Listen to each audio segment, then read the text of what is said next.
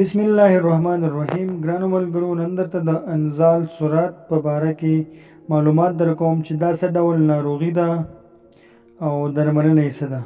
دا ناروغي ډیره په ځوانانو کې رامنځته کیږي چې هغوی ډیره غوړه او قوي غذا کاروي او یا ډیر په ناوړه او چټلو خیالونو کې ډوب وي. لاملونه یا کازز: نن سبا ځوانان فلمي ویډیوګانې، مجلې، کیبل او پر انټرنیټ لوس تصویرونه، سیکس ګوري او تل د پیغلو نجونو په اړه فکرونه کې ډوب وي چې له کبله یې په مثانه کې ګرمي ډیریږي او د انزال د سرعت ناروغي اخته کیږي.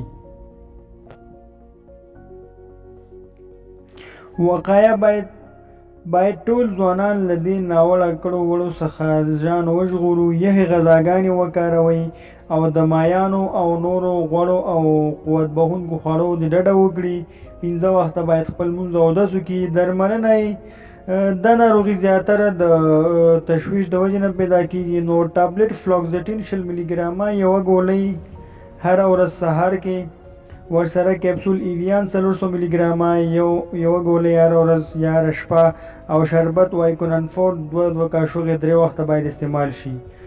نو دې سره سره باید خپل نیت چې کوم دی هغه انسان پاک کړي او 15 وخته خپل لمونځ او اودس وکړي، د قرآن پاک تلاوت خپل عادت وګرځوي او نور د فضول خیالاتو څخه ځان وساتي. باید انټرنیټ څخه هم غلطه استفاده ونه کړي.